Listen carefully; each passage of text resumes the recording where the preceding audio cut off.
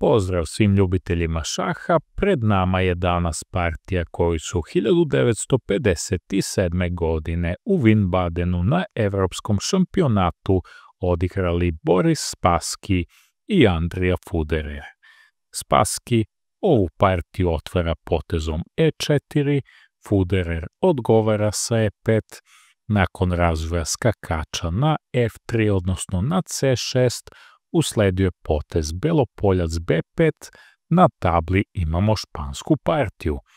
Federer sada spušta pešaka na A6, dajući mogućnost svom protivniku da odluči šta želi da radi sa svojim belopoljcem. Spassky povlači nazad svog belopoljca na A4, da bi Federer razvio i svog drugog skakača, a nakon što Spassky rokira, crni ima mogućnost da skakačem odstrani centralnog pešaka sa table.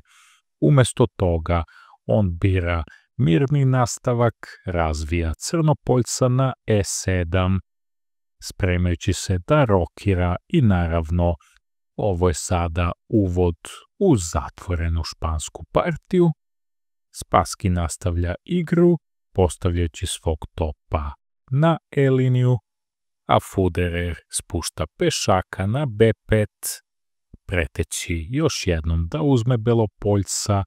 Spassky sada povlači belopoljca na B3, ali ovoga puta je belopoljac pozicioniran tako da gleda ka zanimljivom ranjivom polju svog protivnika F7, no naravno to sada ne smeta Federeru da i on rokira na kraljevom krilu, a nakon što beli odigra H3, Federer gura pešaka na D6, ojačavajući svog centralnog pešaka i otvarajući dijagonalu za svog belopoljca.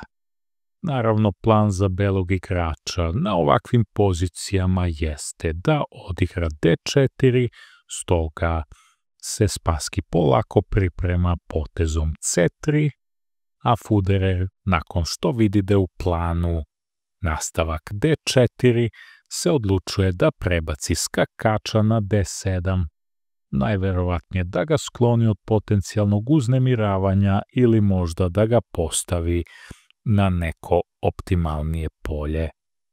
Kao što smo rekli, Spassky sada igra D4. Ono što se crnom igraču preporučuje na ovoj poziciji jeste da postavi nekog svog skakača na aktivnije polje, kako bi delovao po daminom krilu, ili jednostavno da postavi topa na E8. Umjesto toga on se odlučuje da dodatno ojača centar igrajući crnopoljac F6. Ovim je Federer s paskom vezao ruke na centru, tako da će Spassky sada probati da uradi nešto na daminom krilu. Nastavlja partiju potezom A4, želi da otvori liniju. Federer vidi tu pretnju, igra top B8, nakon čega je naravno usledila razmena pešaka na polju B5, međutim nakon otvaranja A linije, Spassky nema velike mogućnosti da nastavi igru na tom krilu, stoga razvija crnopoljca na E3, spremajući se za neki napad na kraljevom krilu. Federer, koji to praktično unapred vidi, prebacuje sada skakača na E7 sa ciljem da eventualno pomogne odbranu svog kralja, a Spassky skakačem upada na G5. Naravno, na prvi pogled može delovati da je upad ovog skakača stvaranje pretnje, uzimanje pešaka na F7, međutim ta pretnja nije realna. Ako mi dozvolite da odigram jedan slab potez, dakle za slučaj da dođe do upada i uzimanja tog pešaka, crni bi uzvratno uzeo topom, a nakon uzimanja belopoljcem bez problema bi tog belopoljca odstranio svojim kraljem i beli ovim ništa ne dobija, još je menjao svoje dobre figure za topa. Vraćamo se na originalnu poziciju, dakle belom se ne isplati da upadne i da uzme na f7. Stoga crni nema potrebe da se brani od toga. Međutim, njemu je cilj da zaštiti kraljevo krilo dodatnim snagama tako da prebacuje skakača na g6. Spassky sada koristi priliku i skakačem uzima na f7, žrtvuje svoju laku figuru napadajući protivničkog topa. Naravno, umjesto da crni skloni tog topa, recimo na e8, bolje je da kraljem uzme na h7, što on u originalnoj partiji radi. Međutim, Spassky nastavlja agresivno sa dama h5 šah i ovim tera kralja na povlačenje nazad na g8. Iako Spassky sada ima figuru manje, koristi priliku i partiju nastavlja sa dama uzima na g6. Koristi priliku jer je pešak na polju f7 vezan tako da ne može uzvratno da uzme damu.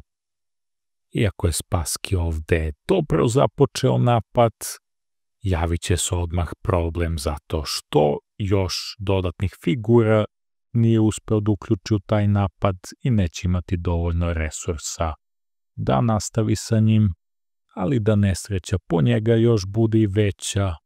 Federer je ovdje razmišljajući doneo zaključak da je taj belopoljac zapravo opterećen vezivanjem figure i zaštitom dame, a sa druge strane taj belopoljac baš i nije stabilan, nijedna figura ga ne brani, tako da na ovoj poziciji Federer nalazi fantastičan nastavak b4. Spassky je sada u nebranom grožđu i ne zna kako da nastavi ovu partiju, jer za slučaj da odigra c uzima na b4, usledila bi neprijatnost u vidu uzvratnog uzimanja i spuštanja topa na četvrti red sa napadom na belopoljca i pretnjom odstranjivanja centralnog pešaka sa table. Međutim, ako se vratimo unazad, ako beli ništa ne uradi i dozvoli crnom da on odstrani pešaka na c3, ajmo odigraću jedan slab potez. Dakle, ako uzme na c3, pored toga što preti da uzme pešaka na b2 i napadne topa, on istovremeno napada i belopoljca na b3 koji je nezaštićen. Tako da ovdje vidimo da Spassky nema kud, nego će morati da reaguje na ovu pretnju. On se odlučuje da odigra belopoljac c4 i sada crni naravno može da uzme pešaka na c3, ali nakon toga belopoljac neće biti ugrožen i on će moći da i dalje vezuje pešaka i da mu ne dozvoli da uzme damu.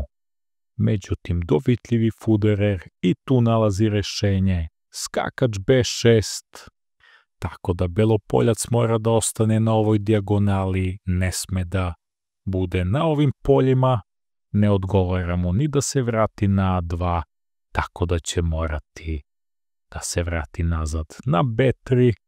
Međutim, i Federer ponavlja potez, vraća skakača na d7 i ponovo otvara istu pretnju, tako da Spassky nemajući kud i on ponovo igra belopoljac c4 i nakon višestrukog ponavljanja istih poteza partija je završena remijem. Nadam se da iako ova partija nije bila oštra napadačka, da je barem u nekom procentu bila interesantna. Vidimo se uskoro sa novim partijama, pozdrav i sve najbolje.